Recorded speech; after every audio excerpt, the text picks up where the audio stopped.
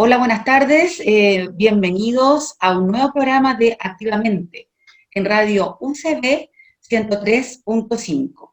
Bueno, como todos los domingos, este programa está con el auspicio, con el patrocinio, con todo del Centro Integral Sabia Salud.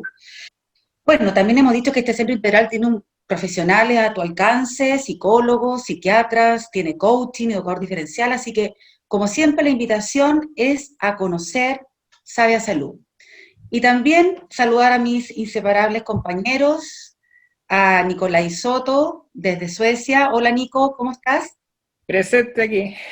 Muy bien, así me gusta, un buen alumno aplicado, que está además hoy día de llamado de urgencia ante cualquier eventualidad en tu pega en Suecia, ¿no es cierto, Nico? Exacto, sí, Sí, hay que pasar el aviso por si te desaparece en cualquier momento.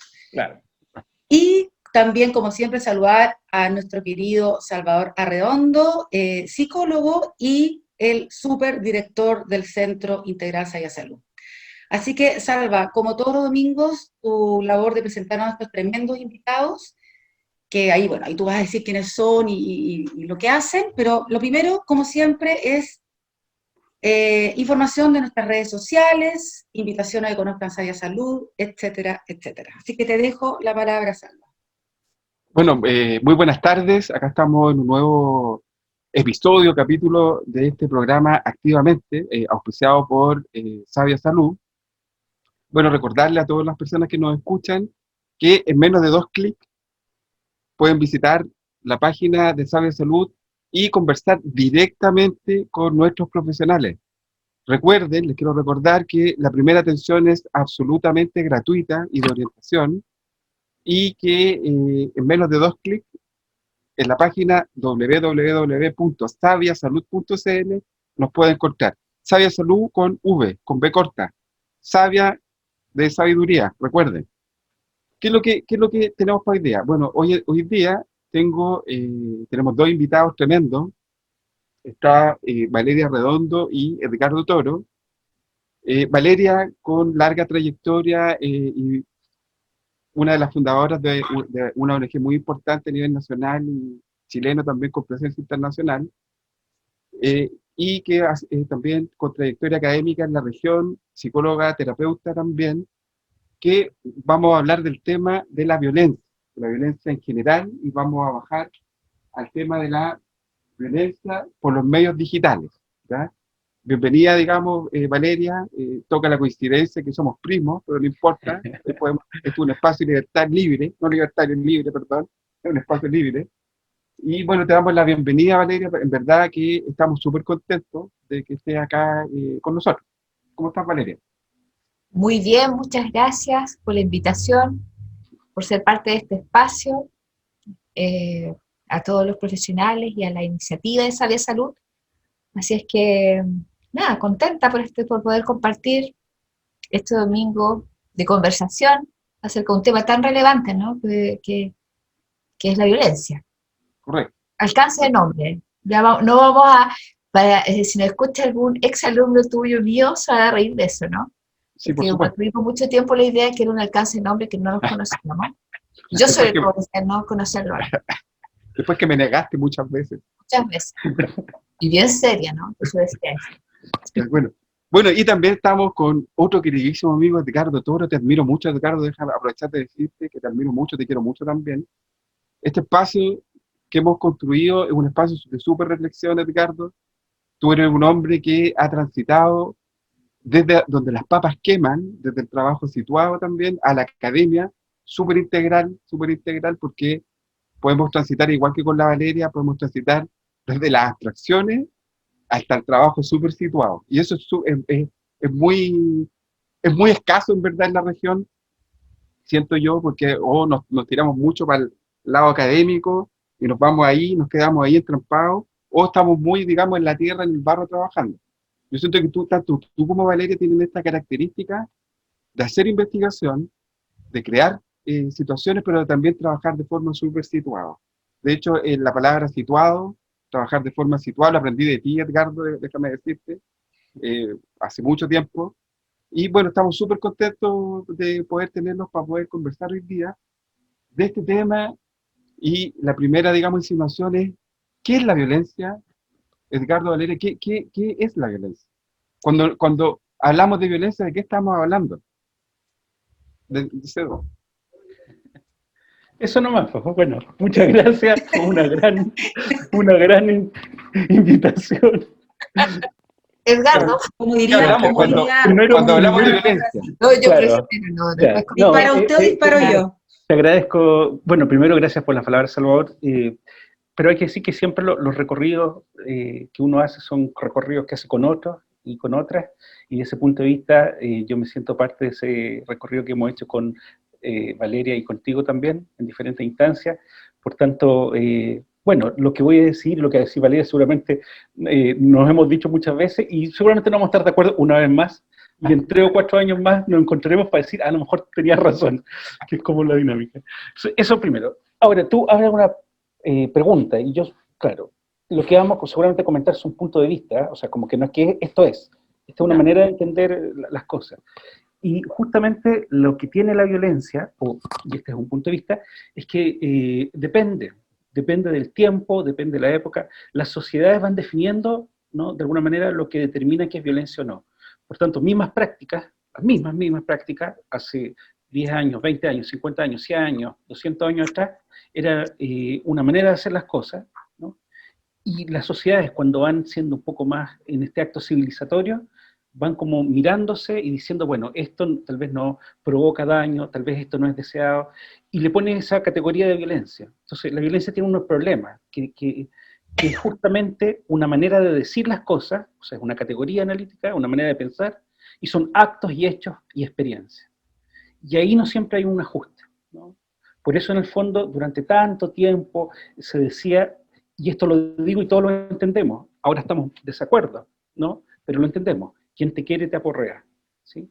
Hace un montón, o sea, entendemos qué significa eso, ¿no? O ¿no? Con la sangre, no, la palabra con sangre entra. la palabra con sangre entra. Son cuestiones que entendemos perfectamente y ahora tomando distancia podemos decir, no, la verdad la palabra no entra de esa forma, ¿sí? Pero en el fondo, si tú te fijas, son cuestiones que todos vamos entendiendo porque están en nuestra manera de pensar y hacer las cosas. Entonces la violencia tiene eso, ¿no? Que es una suerte, y ahí le decimos una cuestión que es inasible, es una construcción social. Es una construcción social. Tiene historicidad, podemos seguir la huella de la historia, podemos ver cuándo se producen esos quiebres, y son actos de definición, ¿no?, para decir, ese espacio ya no es un permitido, ¿no? Un poco eso para abrir fuego. Pero acá yo quiero meter al tiro la cuchara. Al tiro, gracias. Porque aquí me queda la duda, o sea, una cosa puede ser lo que se vive como violento, como algo violento, lo que se considera violento, y otra cosa es lo que uno podría decir es violento. ¿Existe algo violento si es que la violencia es una construcción social? ¿Existen actos violentos entonces? ¿O lo descartamos y lo hacemos algo, entre comillas, subjetivo o vivencial? ¿O cultural y relativizable? Ay, es que, claro, lo que pasa es que ahí voy a sumarme porque esta vez estamos de acuerdo, Edgardo, quiero decirlo, en esta idea tan potente de que la violencia tiene, o sea, es una construcción social, digamos, y por lo tanto, las distinciones que uno puede hacer respecto a ella están, en el fondo, condicionadas por el contexto en que emerge, histórico, cultural, de posibilidades de este contexto. Pero voy a hacer inmediatamente un guiño. Lo que pasa es que eso, para las personas que vivimos en ese contexto, es una realidad. Se vive así. Este es un análisis o una distinción que es académica, o es teórica. Pero para las personas, cuando nosotros decimos en una sociedad que esto es violento, para mí eso es la realidad, el punto, digamos, ¿no? Y seguramente, si yo golpeo, no sé, voy a poner, o sobre la mesa acá, podemos tener una distinción de si eso es o no violento, ¿no? Puede ser para alguien solo un golpe, para otro puede ser hasta música. Pero si yo golpeo a un animal, seguramente vamos a estar todos de acuerdo que eso es más o menos violento. Y si golpeo a una persona, ¿no es cierto?, lo más probable es que todos estemos muy de acuerdo en que eso es violento, ¿sí? O sea, la particularidad es que, claro, nosotros tenemos esas distinciones, pero hay márgenes, ¿no? Hay márgenes en la cultura en que empezamos a no estar tan claramente distinguiendo lo mismo, ¿sí? Que como es lo que pasa hoy día en las plataformas digitales. Así que es parte un poco de lo que hemos estado trabajando con Edgardo hace un tiempo, que nos damos cuenta, especialmente con los adolescentes, cómo se empieza a ver usos, cómo empieza a haber usos, formas, modos de estar en las interacciones digitales, que para muchos hoy día no es tan claramente violento y para otros sí. De hecho, nosotros mismos que hemos estado investigando o conociendo estas formas de violencia, nos sorprendemos nosotros mismos de no entender lo mismo que entienden, por ejemplo, los adolescentes cuando están en esos medios. Sí. O sea, tú dices que, por ejemplo, para ellos probablemente esos comentarios, todo lo que pasa en redes sociales, entiendo que a eso se refieren, probablemente desde el observador de ellos, la mirada de ellos, no es violencia.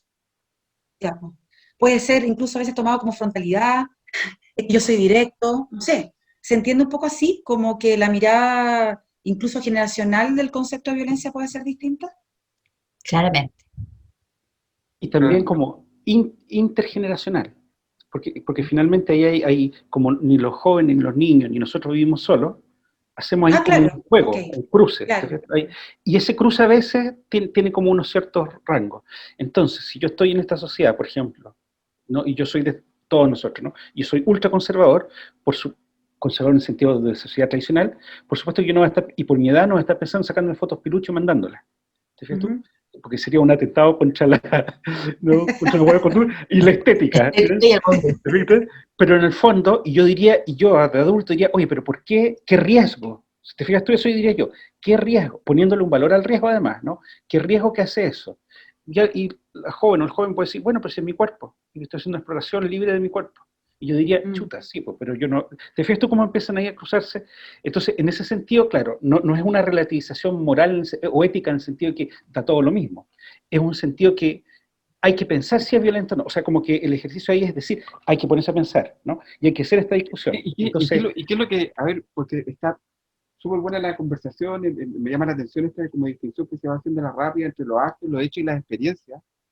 Y ahí me emerge como otra pregunta, me dice, ¿qué es lo que sería lo violento? Porque yo entiendo que la violencia, como la entiendo como una deslegitimación del otro, como legítimo otro, así como lo contrario que es lo que diría Maturana, que el amor es la legitimación del otro como legítimo otro en la convivencia. Aquí sería como la negación del otro en la convivencia, ¿ya? O sea, y esta negación como existencial muchas veces, y que tiene distintas formas de expresión, pero ¿qué sería lo violento? ¿Desde dónde estaría como definida ahí la violencia? ¿Desde el que la recibe? ¿Desde el marco referencial más próximo? ¿Desde lo dañoso? ¿Desde qué lugar podríamos definir aquí lo violento? O sea, ¿quieres entrar en ese tema? Porque nosotros habíamos evitado entrar como hicimos un esfuerzo, porque creo que yo quiero decir que coincido con lo que tú dices. Así voy a luego darle el paso a Edgardo, porque esta es una discusión que hemos tenido en otros momentos, por eso es que queríamos evitarla, ¿no? Espero que no sea una discusión presente. No, entonces, y sería muy largo, seguramente excedería este programa todo lo que hemos conversado al respecto, pero sí, yo... Hagamos los puntos. Sí, pero coincido en lo que tú dices, ¿no? Desde mi perspectiva al menos, el elemento básico de la violencia tiene que ver con la fuerza que hay de negación del otro en cualquier grado o en cualquier nivel, porque hay desde lo más básico hasta elementos más brutales, digamos, de la legitimidad del otro, ¿no? Y con una componente que no puede ser, creo yo, omitible en ningún caso, que no se trata del daño, sino porque la violencia tiene un carácter simbólico, ¿no?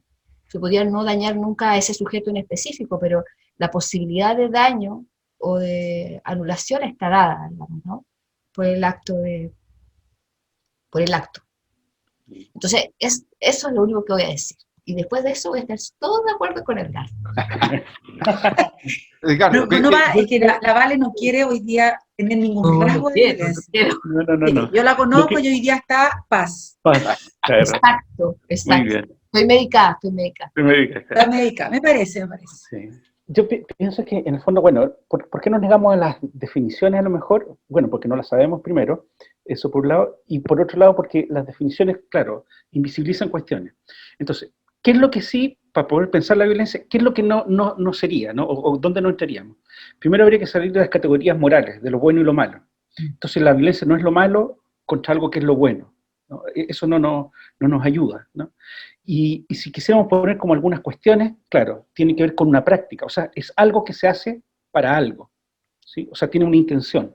No es algo que me pasa. Igual hay muchas como explicaciones que han calado ya en nuestra vida cotidiana, como de que la reacción o agresión, ¿no? Toda esta idea es más bien un acto y un proceso que tiene una intención y que efectivamente tiene efectos, ¿no?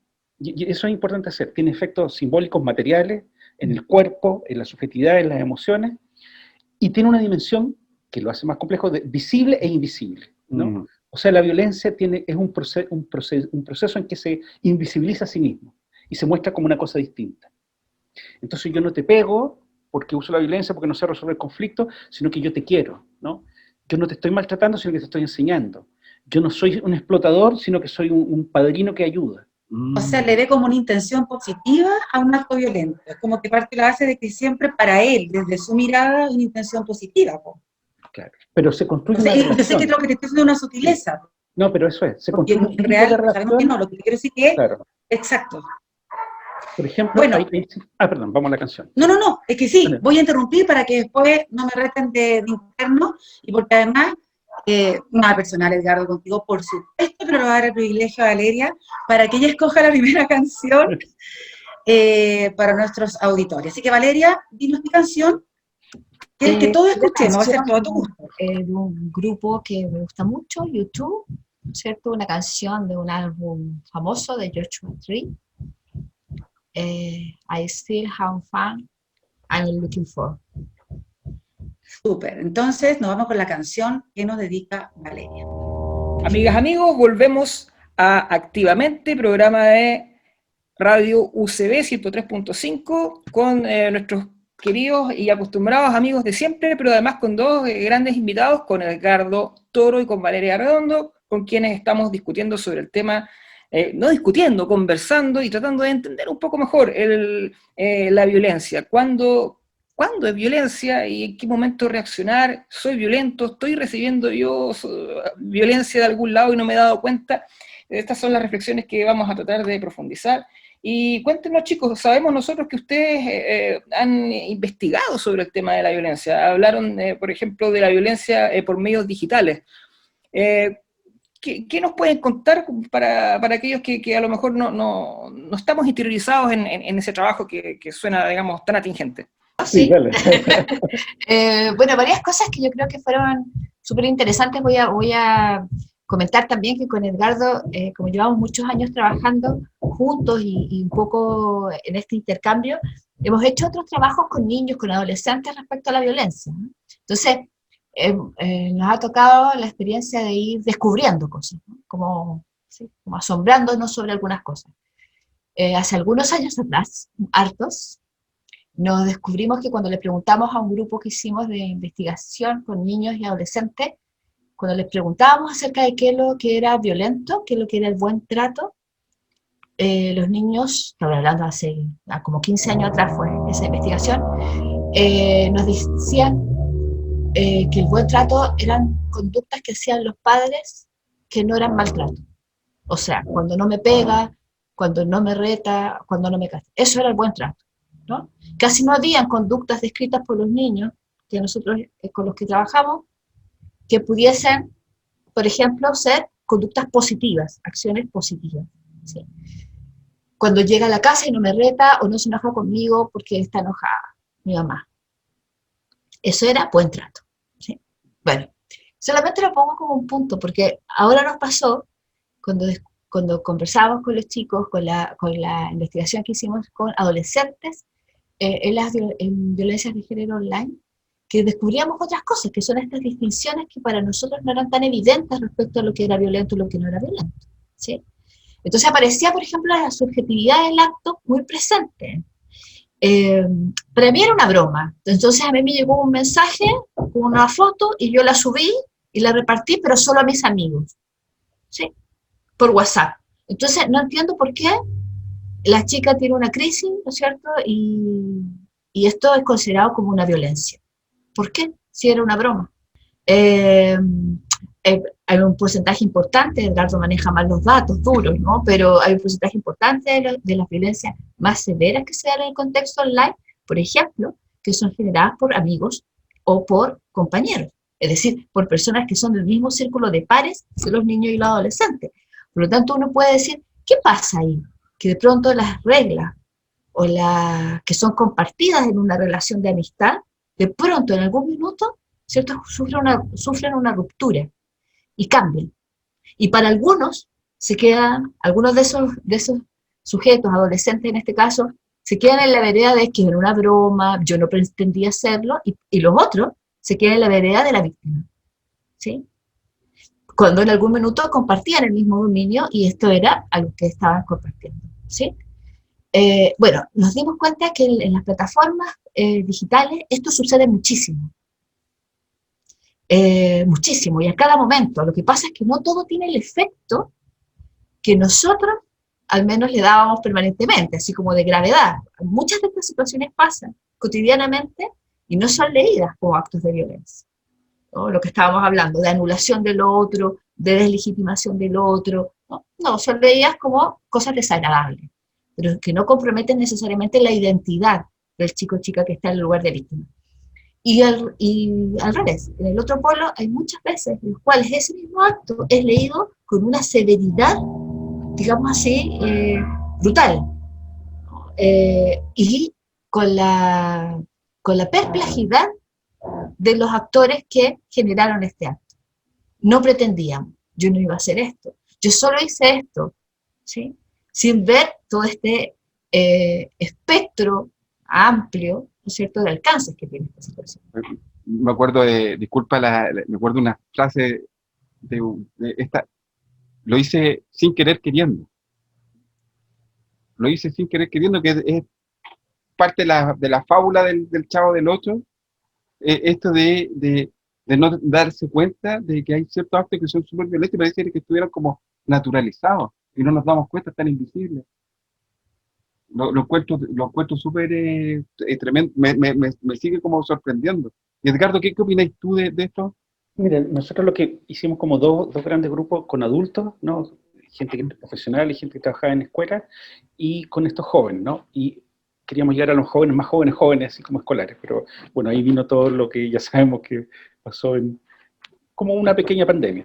Entonces, lo que nos parece más interesante es que hay como para variar, un montón de mitos sobre el Internet, desde esta cosa peligrosa, como que ya es un riesgo total, o sea, como que ya abrir el computador ya es un gran riesgo, ¿no?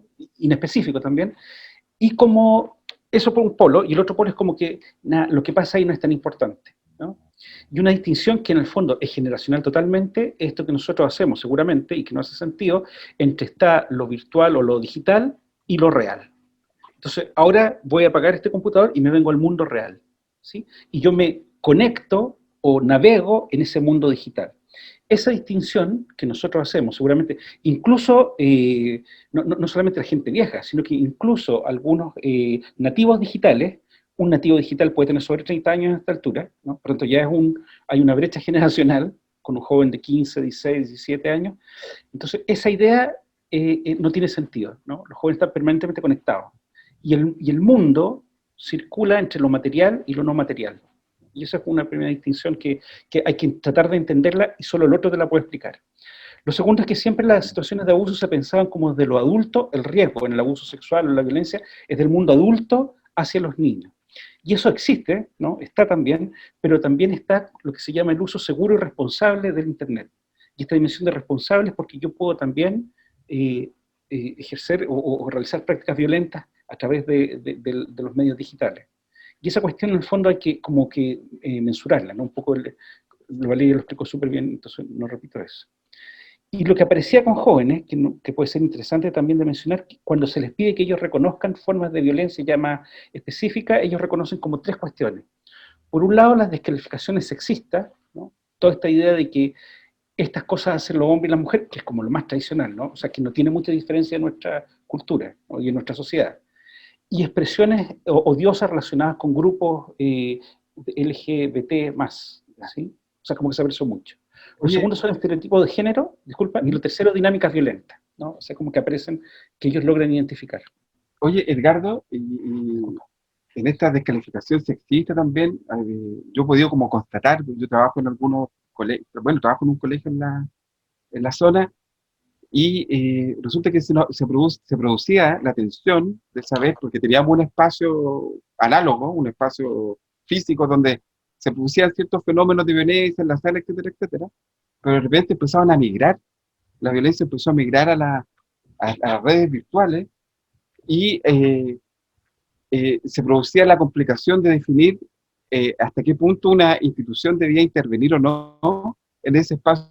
Era lo que tú dices, pero porque esta idea de hacerse cargo, por ejemplo, en las comunidades educativas o también en las familias, respecto a esta dimensión de la existencia de los chicos, de las chicas, y bueno, de todos hoy día, que son las plataformas digitales, ojo que yo siento que ahí habitualmente la primera respuesta que nos sale es la del control. O sea, que en el fondo el hacerse cargo implica que vamos a generar dispositivos de control, y ese es un nuevo crítico, apareció como nuevo crítico también en la investigación, respecto a que eso es justamente lo contrario a hacerse cargo desde esta lectura, digamos, ¿no? Porque pareciera ser que si uno piensa en algo que incluya la importancia que hoy día tiene esta dimensión de la vida, es formar, educar, guiar, problematizar, ¿no? Con los propios chicos todo lo que pasa en sus vidas en esta dimensión, más que tratar de hacer funcionar esa dimensión como si fuese la plaza pública donde nosotros en nuestra época jugábamos, ¿no? O la calle, o una sala de clases, en fin, ¿no? Tiene otros códigos, ¿no? que seguramente eso es para otro programa, porque nosotros fuimos identificando algunas dimensiones de la convivencia que se da en las plataformas digitales, que son, si uno se saca el prejuicio, ¿no? y el juicio respecto a eso, tienen una vitalidad y una potencialidad muy grande también, porque vamos a desatanizar también esos contextos. ¿Sí? Es muy potente, digamos, lo que puede pasar ahí. Entonces, claro, uno tendría que pensar que tanto la funa es un uso de fuerza, por supuesto que lo es, porque es así. La funa es un concepto importante, correspondería a lo que se llama el doxing, ¿no? Que en el fondo es la revelación de elementos de la vida privada en un sentido público, pero con la finalidad de algún tipo de reivindicación. ¿Sí? Es como la búsqueda de un acto de justicia, pero es en el fondo en la ausencia de justicia es que surge esa respuesta. Sí, porque ya está desde el lugar del uso de la fuerza, que es la fuerza social. De hecho, se hace el doxing a propósito de incluir cada vez más personas, entonces sin filtros de privacidad, o sea, ese es el efecto que se genera. ¿Sí? Por lo tanto, yo creo que el fenómeno de la funa es sumamente complejo. No es tan fácil verlo como en blanco y en negro. A eso voy, ¿no? Sí, pues es que más encima, mira, en estas experiencias de la funa, yo conversando con personas que han funado, hay un sentimiento de reivindicación o de vindicación de algo que ellas no han vivido. Entonces, para mí la funa aparece cuando no hay justicia. La funa es la emergencia de aquel lugar que quedó en silencio y que grita, y que empieza a gritar, digamos, de distintas formas.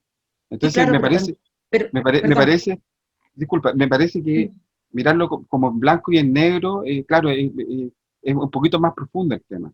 ¿Sí, Erika? Sí, no, que yo iba a decir que, bueno, dos cosas que tenía, se me habían venido a mis pensamientos. Lo primero era como, claro, la funa como un acto de reivindicación, dices tú, como de justicia, pero cuando se funa a una persona, en el fondo también es como pensar desde qué lugar yo defino que es justo o no desde la otra persona, digamos, a menos que convengamos todos que socialmente un acto de funa por una violación, que todos entendemos esos códigos que son violentos. Pero hay funas que tienen que ver a veces con comportamientos que probablemente no necesariamente son evidentemente violentos y funamos igual. Eso por un lado, o sea, comparto lo que dice Valeria, que la funa es complicada porque el límite siento que igual es súper delgado. ¿Está? Entonces, la distinción ahí está un poco compleja. Y lo otro que quería hacer la observación era, no sé, ahí ustedes a mí me pasa con el tema de la violencia en las redes sociales que siento que todo parte como desde un anonimato. O sea, lo que tú decías, Salvador, antes, claro, la sala de clase, uno ve un acto violento, los niños se pelean, que se su combo van, su combo vienen, y como que de alguna manera también teníamos asociado a que era así, presencial, como de cara a cara. Pero hoy día, en Twitter, en Instagram, lo que tenga en redes sociales o Facebook, puedes tener un nombre totalmente falso, puedes tener cualquier cosa, digamos. Entonces, es fácil descalificar, ofender a alguien desde un anonimato. Entonces, siento que esa ventana del anonimato ha fomentado esta violencia en redes sociales. Una percepción, a lo mejor es ese y muchos motivos más, por supuesto. Pero siento que esta cosa de estar detrás, como bien dices tú, me pongo en el computador, como decía Ricardo, creo, apago el computador y me voy a la realidad. Es como que fui perverso un rato, con un nombre raro, pero después soy buena. Entonces, cierro mi pantalla y me convierto en alguien honorable, digamos. Entonces, me parece que el concepto del anonimato es estar... Exactamente, gracias. Hay un punto muy cortito que me gustaría hacer sobre lo que estás diciendo tú, Erika, porque al final no tiene que ver, creo yo, solamente con lo que dices tú, sino que también, o sea, tu anonimato, o sea, tú no estás mostrando tu cara, pero al mismo tiempo tú tampoco estás viendo la cara de la persona a la que tú estás... Exactamente. Entonces, esa distancia o esa virtualidad o esa falta de, entre comillas, realidad real, ¿no? De contacto, de conexión. También de alguna manera facilita el actuar sin ponerse en ningún lugar de nadie, ni siquiera en el lugar propio, sino que sencillamente una especie de muy extraña corriente o de catarsis de justicia o de lo que uno siente que es justicia. Edgardo, ¿querías decir algo? Sí, solamente es que es interesante porque, bueno, veámoslo de otro punto de vista, que es lo que nos podemos ayudar. En una lógica donde uno tiene una identidad y un cuerpo. Claro. Que es esta materialidad, pero lo que es distinto en las plataformas, claro, porque nosotros estamos pensando en las plataformas que usamos nosotros, ¿sí? No estamos pensando, bueno, ahí creo que Gonzalo un rato tiró, ¿no? No estamos pensando en el juego en línea, donde además yo estoy ahí chateando con varias personas al mismo tiempo, o el multitask, ¿no?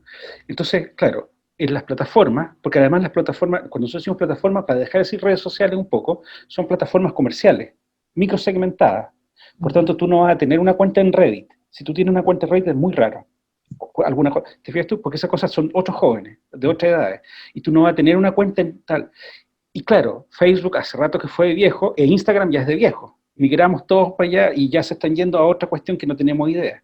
Entonces, y por lo tanto, nosotros pensamos que yo tengo que ser el mismo en todos lados. ¿Te fijas tú? También hay algo de eso que se pone en cuestión. ¿Por qué tengo que ser el mismo en todos lados? Yo soy más bien plástico y yo soy más bien, en las plataformas, soy más bien polisémico. Pero te fijas tú ¿A qué te refieres con polisemia? Que en el sentido, es como la lógica del avatar, ¿sí?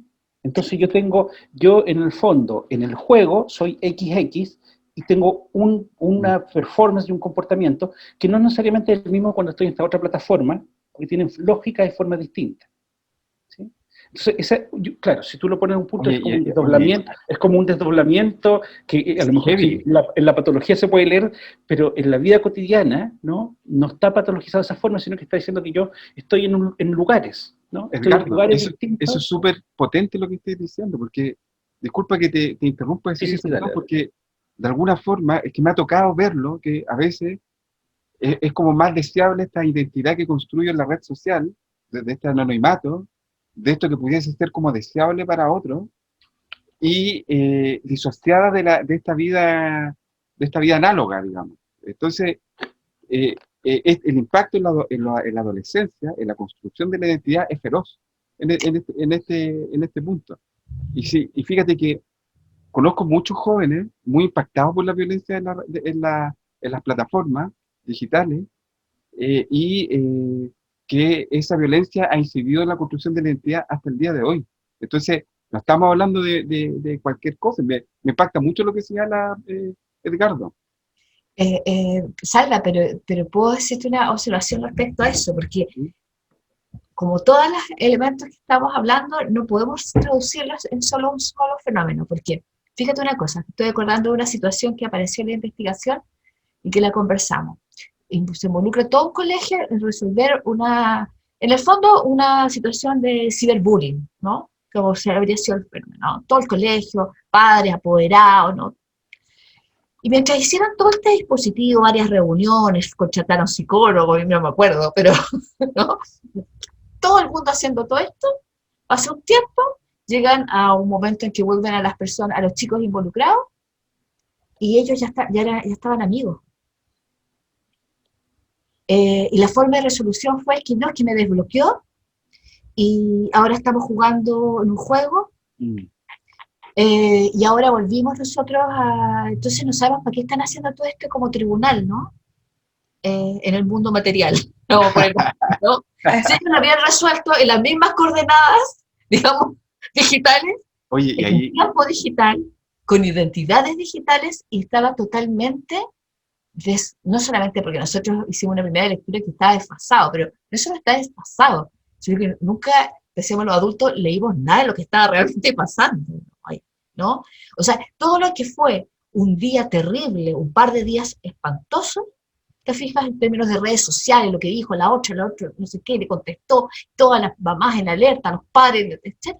Todo eso se resolvió en los mismos códigos que daba o que estructuraba la plataforma, que nosotros no lo alcanzamos a seguir porque trabajamos con una situación que ya había pasado, digamos, no que emergía. Solamente nos hacía sentir muy en un formato muy antiguo, ¿no es cierto? El tratar de hacer los cruces, de tratar de poner las reglas del mundo, insisto, offline al mundo online y el del online al offline, que parece ser que en eso hay algunas pérdidas de sintonía, si bien importantes, ¿no? vean, bien. Oye, Edgardo, ¿qué opinas de esto que señala Valeria? Lo que pasa es que ahí a nosotros nos impresiona, pero es como entender que nosotros estamos en el desfase. O sea, no son ellos, estamos nosotros en el desfase. Pero también entender que cuando tú dices, claro, hay una forma de... Todas estas magnificaciones hay que tener mucho cuidado. Que en lo online hay una forma de violencia oculta, terrible. Bueno, salgamos a la calle y ahí, digamos, o sea, te fijas que también hay como unos paralelos de violencias que son tan impactantes a veces en la vida cotidiana. Lo otro que de repente uno dice, oye, pero estos cabros que están conectados todo el día y que la máquina... Bueno, hay algunos que dicen, todos nosotros somos una gran generación, larga generación, que aprendimos el lenguaje de las máquinas al mismo tiempo que los humanos. Y en ese aprender el lenguaje de las máquinas al mismo tiempo que los seres humanos, perdimos algo del contacto humano. Entonces, no son solamente ellos, nosotros, desde la radio a la tele, alguien podría decir eso. Pero nosotros tendemos a fijarnos, nosotros revisamos, igual hay poca investigación en Chile y en Latinoamérica, hay mucha como en Estados Unidos, en Reino Unido, anglosajón. Y claro, se estudia acá mucho, la pocas veces que estudian, el tiempo que los jóvenes usan, cuánto tiempo están pegados, la cosa. Hay como una cosa que evidentemente tiene que ver con el desarrollo, seguramente usted sabe mucho más de eso, el desarrollo más cognitivo, el cerebro, la poda neuronal y todas esas cosas. Pero yo he visto pocas investigaciones que estudian a los adultos cuánto tiempo están pegados en sus teléfonos, o sus prácticas de desconexión a través de... ¿Te fijas tú? Entonces también es interesante como que tenemos que nosotros todos mirar nuestras prácticas de relación con la tecnología. Es como esto que se llama, ¿no? La relación humano-máquina. Eso tenemos que mirar. No solamente a los jóvenes, porque por supuesto tenemos una responsabilidad distinta, pero con ellos. Edgardo, cuando tú hablas de desfase, a ver si yo lo entendí, dices el desfase de nosotros porque no entendemos esta vida virtual, esta vida de las redes sociales de los jóvenes. ¿A qué te referías con que estamos nosotros desfasados? ¿En qué Por ejemplo, uno podría decir, okay. uno mira los datos y dice, los jóvenes pasan promedio 4 horas durante la semana y 6 horas los fines de semana, ¿no? Lo que dices tú. Entonces, ¿qué es lo que tú dices cuando está eso? Oye, este cabrón pasó todo el día jugando. Claro. El sentido común te dice eso. Y tú vas y le preguntas cuáles son todas las actividades que hizo entre medio. Jugó, conversó con los amigos, tiene unos amigos en no sé qué parte del mundo. Apoyó amigos. Apoyó amigos, aprendió cosas porque tuvo los tutoriales, y los tutoriales no son solamente el TikTok, o sea, para hacer no, el juego, no. Vio unos tutoriales y no son porque son, bueno, ven cosas, saben del mundo. Y uno dice, oye, ¿de dónde sacó todo eso? Pero hay que hacerse la pregunta. Y hay que así perciben el mundo, a través de... Bueno, porque algunos... Claro. Es un poco el desfase que ocurre también cuando una persona se va a vivir, por ejemplo, a otro país y no habla el idioma. Uno tiene una serie de competencias y cosas que ya tiene en su vida, sobre todo si ya es adulto, y de repente se encuentra reducido como a un nivel menos que cuando salió de cuarto medio, o mucho menos. Y eso es en el fondo un desfase respecto de la realidad inmediata, un desfase comunicacional en este caso, ¿cierto? A diferencia de la gente que es nacida y criada en un entorno donde se mueven todos, digamos, con el mismo lenguaje. ¿Ocurriría más o menos lo mismo, quizás? Cuando hablamos de los nativos digitales, de la gente que nació con computador, con redes, versus nosotros que, digamos, nos fuimos exponiendo de a poquitito a esto que está ya, digamos, en los 80 y 90, fines de los 80. Yo creo que va un poco por ahí. Oye, y a eso Sí. también agregaste, Ricardo, que hoy un estudio que hubo de la BBC, o sea, un estudio que expuso la BBC, donde señalaba que la generación hoy en día de nativos digitales estaba más deficitario cognitivamente que la generación de sus padres.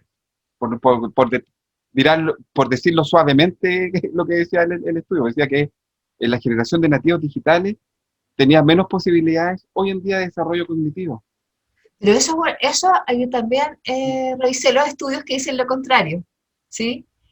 A propósito de la nueva concepción que se llama la atención, la capacidad atencional múltiple, Sí. ¿no? Que sería una capacidad desarrollada por sobre los formatos anteriores, Como que yo. está recién en dispositivos de investigación. Está recién investigándose, ¿no? Por lo tanto, hay que ver quién paga esa investigación.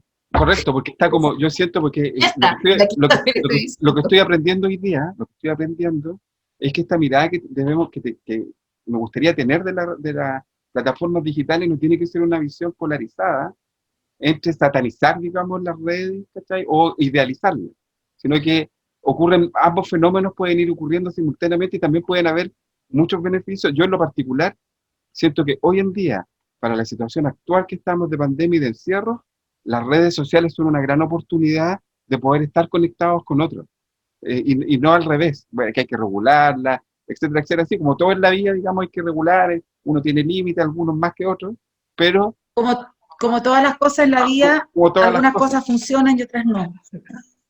Claro, algunas cosas te pueden funcionar y otras no. Bueno, vamos a seguir conversando, pero tú sabes, pues me van a tirar la oreja si no vamos a la pausa comercial. Y volvemos.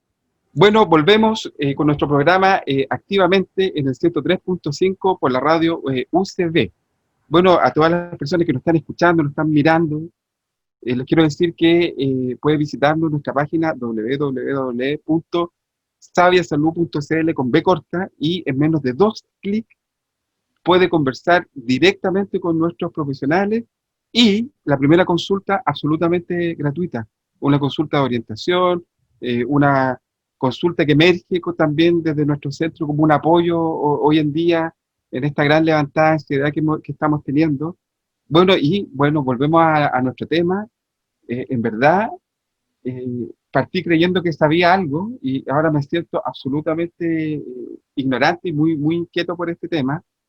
Y bueno, quería preguntarle, en el fondo, eh, hemos podido como caracterizar un poquito qué es lo que sucede con el tema de la violencia en las plataformas digitales, pero ¿qué podemos hacer como para prevenir? ¿Qué podríamos hacer como para poder trabajar este tema? Valeria insinuó algo, habló que, bueno, y junto con Edgardo, que muchas veces cuando enfrentamos estos temas, nos ponemos muy como del dispositivo, desde el control, pero parece que en el contacto, sobre todo con los niños, con los adolescentes, podríamos, en vez de situarnos desde el control, poder guiar, educar y problematizar, que es como algo que señalaron a la pasada. ¿Cómo podemos prevenir, Valeria? ¿Qué hacemos con este tema? ¿Cómo podemos trabajarlo, Edgardo? Bueno, yo creo que al menos una de las ideas que hemos conversado, que también acá la hemos tocado, es intentar salir de esta dicotomía satánica, digamos, de las plataformas digitales, con lo que también estoy diciendo que, por supuesto, el lado de pensar que son la panacea y lo mejor también es un lugar inadecuado, digamos, ¿no? Pero sí hay una tarea, creo yo, dentro de a los padres y a las madres, a las personas que están en la crianza, tutores, etcétera, tíos, todos los adultos vinculados a los niños y a los adolescentes, que tiene que ver con acercar los mundos respecto a la temática de las plataformas digitales. Claramente es que acercar los mundos significa conversar acerca de estos temas y tratar de salir del prejuicio y del juicio respecto a, me pareció súper acertada la frase en que Edgardo dice, claro, yo pienso que si pasó en el celular, entonces solo estaba jugando, ¿no? O sea, no había nada serio ahí.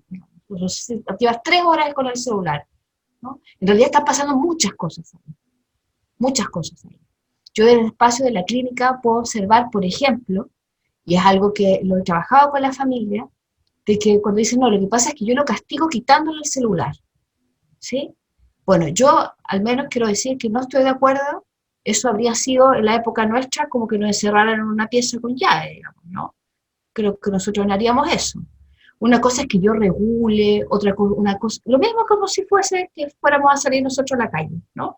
Puedo regular, puedo poner límites, puedo decir que tenemos que conversar acerca de lo que hay dentro de ese celular, etcétera, pero es como si yo le cortara la vida social, ¿no?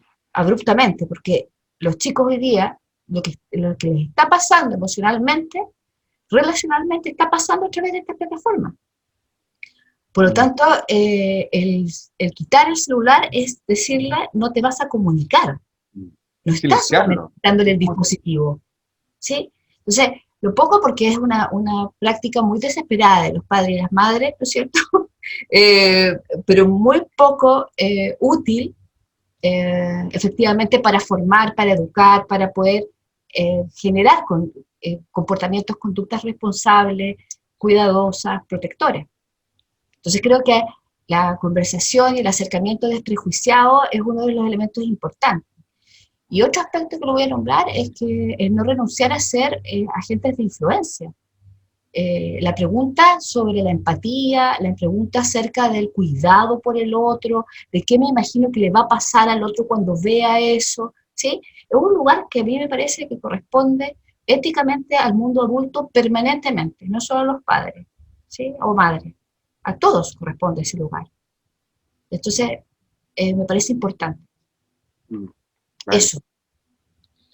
Ricardo. Se me ocurren dos cuestiones, dos o tres ideas. Uno, cómo uno conecta con cuestiones que puede que sean de la época de ellos, ¿no? O sea, como, yo no quería idealizar la juventud y la niñez, pero hay momentos críticos de ellos. Entonces, yo creo que uno puede generar una visión crítica, ¿no? ¿Visión crítica de qué? Uno, ¿no? Por ejemplo, que uno puede encontrar que es ridículo, pero las fake news, o sea, todas las noticias falsas, ¿no? Eso genera una conexión con la realidad, ¿no? Conversar de eso. Lo otro es que distinguir claramente que, aunque uno insiste en decirle redes sociales, son plataformas comerciales, y discutir eso. O sea, y el negocio de esas plataformas, que lo declaran, son los datos. O sea, y cuando uno conversa eso, ¿no? Es interesante cómo se produce, bueno, entonces, yo cuando estoy, ¿qué está pasando ahí? ¿No? O sea, uno es parte del producto de ese mercado. Y esa conversación es muy atractiva para jóvenes, ¿no? De entender, porque uno no quiere ser producto, ni quiere ser, no, o sea, como que hay una cosa interesante. Lo segundo sería acompañar, aprender y conocer, ¿no? O sea, no esta idea de acompañar que no tiene ningún sentido. A veces los años cero parecían, no es que el computador está en el living. Bueno, los jóvenes lo que más usan son móviles, ¿no? Los teléfonos móviles. Con eso es lo que más se conectan, y fuera de la casa. Entonces, no tener esa fantasía. Y acompañar y conocer significa saber que hay un mundo que yo no conozco y que quiero conocer. Y en eso ser sincero, o sea, de verdad querer conocer, no para controlar, sino para conocer. Lo otro es generar criterios de decisión cuando uno no está ahí, ¿no? Y eso no es como dando instrucciones, es decir, a mí me pasó el otro día, cuando estaba en Twitter, que apareció una cuestión, bueno, yo pensé, te fijas tú, uno transmite un criterio, una forma de tomar decisiones, ¿no? Frente a la decisión de algo, uno puede modelar de esa forma también, porque uno también es usuario de estas plataformas. Y bueno, y hay una cosa que apareció en el entremedio cuando conversamos, hay todo un tema que tiene que ver con la pornografía, ¿no? Como la pornografía para adultos es legal, pero no es legal ni la pornografía, ni la producción de imágenes abusivas, ni que los niños consuman pornografía, son dos cuestiones que tienen un límite. La industria pornográfica es una industria que en general es legal en muchos lados. Hay que hacer una conversación porque ellos van a acceder a la pornografía, por dos razones. Porque primero, no tienen educación sexual, ya vimos que se perdió esa ley de educación integral sexual, y los jóvenes siguen diciendo que ellos aprenden de sexualidad a través de los padres y el internet. Entonces la pornografía va a estar, o sea, va a estar presente, les va a aparecer porque la buscan o porque les aparece.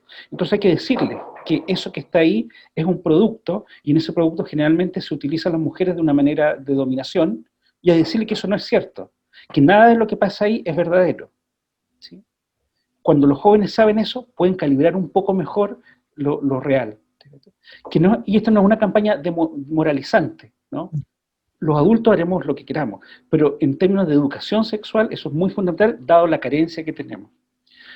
Y lo otro, bueno, lo dijo súper bien, ¿no? Así que no creo que el tema de la empatía. Hay una mujer que es una psicóloga del MIT que dice, bueno, de todas maneras hay algo de la empatía, que es del mirar a los rostros, que no se aprende a través de las redes y de las plataformas. Y no se aprende, o sea, como que no se reemplaza en el fondo. Entonces, por tanto, es importante tener contacto cara a cara también entre seres humanos. Eso. Oye, Edgardo y Valerio, o sea, podríamos decir que de lo que yo recojo que están diciendo que me parece relevante, yo además tengo 2 hijos ya más grandes, pero pasé absolutamente, he pasado y probablemente siga pasando por esas situaciones, pero es más bien algo preventivo que reactivo, entiendo, porque en el fondo el ejemplo que decía Valeria era como, claro, ¿qué hago con quitarle el celular si no le enseño por qué se lo quito, digamos? O sea, porque va a llegar un momento en que no lo voy a poder quitar el celular, digamos, ¿te fijáis? Entonces, me imagino que tiene que ver más con una educación y o sea, una forma de los padres a través de la conversación, por lo que entiendo también que tú estás diciendo, y de una conversación sincera, transparente, no sé, pues una cosa bien frontal también de prevenir y enseñar lo que puede ir pasando en las redes sociales, más que castigarlo por si se equivocaron en algo. Ahora, pasa que ellos tampoco reciben esto de una manera muy fácil, porque tú dices, claro, uno podría decirle, oye, yo quiero saber no para controlarte, sino para conocer. La verdad es que a veces es difícil que ellos crean ese discurso, digamos. Ellos siempre van a sentir que hay un tema de control.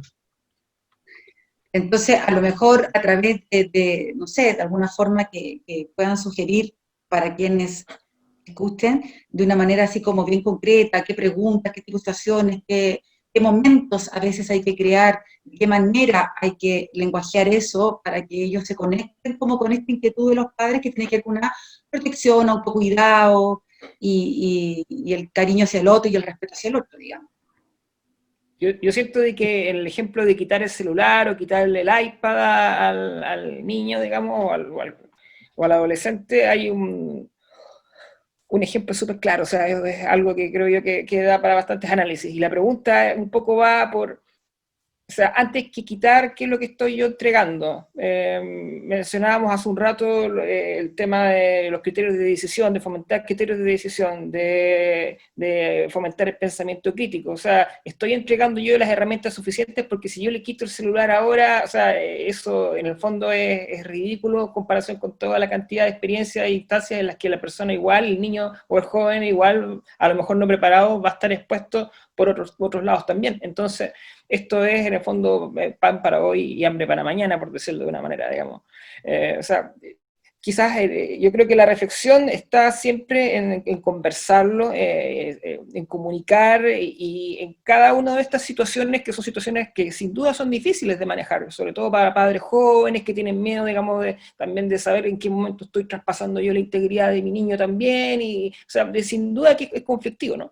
Yo creo de que ante la duda, diálogo, siempre. Y sin duda, digamos, entregar elementos de juicio de tal manera de que como no vemos caras, no ven tu cara y no ves tampoco la otra que tú, de los demás, que tú sepas qué es lo que estás diciendo, de qué manera te formas tu opinión respecto de los demás. El pensamiento crítico sin duda creo yo que va de la mano con el desarrollo de la empatía. Y eso se va a ver tanto en las redes sociales, en las plataformas digitales y comerciales, como han dicho, que creo yo que es un concepto súper claro, que yo lo voy a adoptar de inmediato. Y en la vida análoga y real. sin duda. ¿Cómo estamos con esas insinuaciones, Valeria y Edgardo? Oye, y Hola, coincido. a mí. Adelante, Perdón. adelante. Lo que pasa es que, Precisamente quiero decir algo que me urge decir, además que es de la vereda en donde yo trabajo también, que a mí me parece que cuando hacemos todo este análisis vamos a llegar al elemento básico, que es el respeto hacia los niños y los adolescentes como sujetos. Yo creo que los niños y los adolescentes que son víctimas y son agresores, porque son roles, ¿no es cierto?, que tienen tanto como nosotros, hay una posibilidad maravillosa en ello del reconocimiento de que la empatía, la experiencia de colaboración, de solidaridad, es una experiencia feliz. Yo en mi espacio básico de trabajo con los niños me encuentro todos los días con que lo que repara es la felicidad de estar con el encuentro con el otro. Y eso es algo muy simple de hacer. Digamos, lo que pasa es que nos parece muy complejo porque le ponemos tantos deberes y tantos miedos, pero un niño, por ejemplo, que ha hecho una cosa terrible, me ha pasado en un par de colegios, cosas como, no sé, como conductuales, y qué sé yo, si se le da la posibilidad, y yo digo que bueno que sea así, de reparar aquello, si le da una alternativa, ¿no es cierto? Es una alternativa. Esa alternativa es 10 veces más preventiva que el control, la restricción y el castigo. Entonces, uno dice, nosotros tenemos la herramienta, porque nosotros hemos recorrido, los adultos, un camino un poco más largo, ¿no?, de vida, al menos. No lo veo tan difícil eso. ¿Sí? Entonces, cada vez que nos aparece una cosa muy brutal, veamos cómo se podría reparar en que se le dé un lugar activo a ese niño, niña, adolescente, para poder reparar, para poder restaurar, para poder construir. Y eso creo yo cambia todo, porque es otra mirada, en que tengo confianza por ese niño.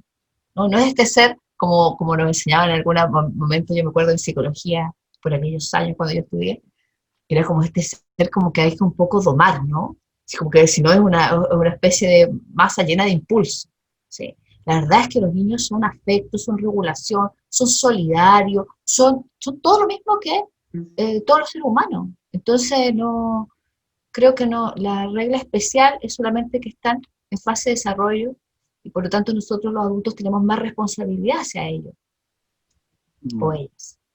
claro, Pero todo lo demás es el Súper lugar de de acuerdo, oportunidad. súper de acuerdo. O sea, intrínsecamente son seres, son obviamente seres que no tienen maldad. Lo que pasa es que se pueden equivocar como cualquier ser humano, porque me imagino que de repente no tienen las cosas muy claras. O sea, y Obvio. también pasa con los adultos, o sea, nos pasa a nosotros. Así es que, pero este, no sé, los invito a hacer como la última reflexión, Edgardo, Valeria, nuestro invitado, como una frase célebre, un no, poquito, nunca mira, tanto, como una recapitulación para ya irnos despidiendo del programa y que nosotros nos vamos a ir despidiendo, pero Edgardo, Valeria, los invito como algo que quieran dejar no, ha en sido ese muy tema. interesante porque de alguna forma no, yo creo que lo más bonito, ¿no? Darse un espacio para pensar juntos, ¿no? Porque, claro, yo también ahora voy pensando cosas que no había imaginado antes, a propósito de los comentarios, las preguntas, y yo creo que, bueno, ¿qué sería lo contrario como una suerte de tecnificar la vida y tener las reglas, las normas y el paso uno, el checklist? Es como el diálogo, ¿no? Y ahí el diálogo tiene algo bonito porque reconoce que hay un conflicto, y yo creo que hay un conflicto, esta brecha generacional es un conflicto que tenemos en la crianza o en la relación con niños y jóvenes, y el diálogo lo que busca es poder, reconociendo eso, no, entonces hay que reconocer eso, es como que busca un punto de encuentro. Entonces yo creo que el diálogo, como decía ahí Valeria y lo hemos dicho, el diálogo es central, pero para dialogar hay que darse, no hay que tener tiempo, hay que darse el tiempo, ¿sí? Y eso implica dejar otras cosas. Y en una sociedad donde uno no quiere perder nada, ¿no? Y que lo quiere todo, y como del deseo total, a veces hay que perder cosas para darse tiempo para estar con los que uno quiere, ¿no? O con esas criaturas que uno trajo al mundo o que les tocó cuidar, ¿sí? Entonces es como darse como un tiempo, no como una tarea, ¿no? No como una tarea que hay que hacer, no como una cosa más que hay que hacer, sino que como que uno está a cargo de ese ser humano, ¿no? Y uno tiene una responsabilidad con ese ser humano. Eso así como, no sé, con los amigos, así como con la familia, así con los que nos rodean. Entonces eso. Y que lo que pasa en el fondo, ¿no? Y como no sabemos, y eso es como una cosa, ¿no? Reconocer que no sabemos, y el saber que no sabemos y que queremos conocer nos hace más adultos, nos hace mejor guía, nos da esto que todos buscamos, autoridad, ¿sí? Porque los jóvenes saben que no sabemos. Entonces es ridículo cuando nosotros les decimos, no, si yo sé esa cuestión. Porque ellos miran, escuchan y se ríen un poco, ¿sí? Y lo último, lo que tú decías, ¿no? Nosotros podemos decir muchas cosas, pero bueno, como todo, esta es una cosa así como ancestral. Uno aprende de los ejemplos, ¿sí? ¿Con qué cara yo, si paso 5 horas en el teléfono y no le pongo atención a nadie, le digo, oye, ponme atención? O sea, te fijas tú como que hay un... ¿Por qué yo tendría un derecho distinto, ¿no? A hacer cualquier cosa, ¿sí? Los seres humanos nos modelamos unos a otros con nuestro ejemplo. Yo he aprendido muchas cosas cuando uno dice no, no, porque además el otro te va a poner límite, ¿no? Cuando tú dices, no, quiero conocer, pero no te estoy controlando. El joven, el niño se da cuenta inmediatamente cuando uno quiere pasar el límite, y bueno, y ahí está la interacción, ¿no? Pero yo he aprendido muchas cosas a través de los tutoriales, he conocido mucha música, a veces uno mira las cosas que dice, no, yo me quedé pegado a la música de mi generación, y porque esa es la mejor música. Ridículo. Yo he conocido música maravillosa, ¿no? De grupos nuevos ¿no? que me la han enseñado los jóvenes y mis hijos y los jóvenes con que yo me vinculo, ¿no? Y eso es una cuestión que uno puede transmitir con una cierta plasticidad de estar en la vida. Entonces, Qué bueno que no ha envejecido, Edgardo. Me gustó eso, una plasticidad. Me encantó esa frase, ¿viste? Esa frase Sí. la vamos a dejar. Y es como Plasticidad actualizado. con ello, una apertura, súper.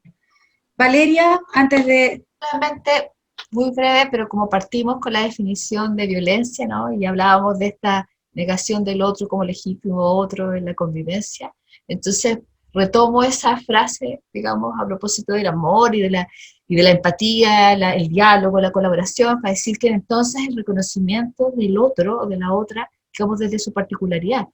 Y cuando hablamos de educar, entonces tenemos que no solamente es un derecho de los niños o las niñas, ¿no? Eso, sino que también es una experiencia para nosotros muy feliz. O sea, quiero decir y quedarme con esa idea, ¿no? El estar en una relación de respeto con los niños es una experiencia muy feliz para nosotros, porque yo creo que los seres humanos en general no estamos hechos solo para este control, digamos, el control del control del control. Entonces quiero llamar a eso. Buenísimo. Muchas gracias, Valeria. Salvador, Nico, nos tenemos que despedir. Bueno, se nos pasó volando el programa. se nos pasó volando. Bueno, yo me despido también, me voy con hartas claves súper importantes, me voy muy interesado en este tema. Me voy con esta idea de tomar el tema de las plataformas digitales, no en una idea maniqueísta, sino que mirar los riesgos, también mirar los recursos. Me voy también con la importancia que los padres o los cuidadores conozcan las redes sociales, también se internalicen, porque somos bastante, digamos, ignorantes, que con eso podamos nosotros a través de los ejemplos poder modelar o modular ciertas actitudes de forma consistente, que ayudemos en esto los criterios de decisión y con eso yo creo que estaríamos aportando, y algo que dijo el Nico que me quedó dando muchas vueltas, preocuparnos más de lo que damos que lo que estamos quitando, porque eso, digamos, es fundamental, digamos, en el vínculo con el otro, y me voy con hartas tareas para poder seguir trabajando este tema. Buenísimo. Entonces, ya con este programa, una conversación entretenida, interesante, nos despedimos hasta el otro domingo, pero sin antes que Edgardo nos regale un tema. Último temita. bueno, Último temita del día. último tema de la tarde. Bueno, me gustaría mucho, porque me encanta Lauryn Hill, Killing Me Softly with His Song, de The Fugees. The Fugees. Me encanta. Muy bien, y con la canción de Edgardo nos despedimos hasta el otro domingo. Muchas gracias a todos y que tengan una excelente y bella semana. Chao, chao. Chao, chao. Chao. Chao.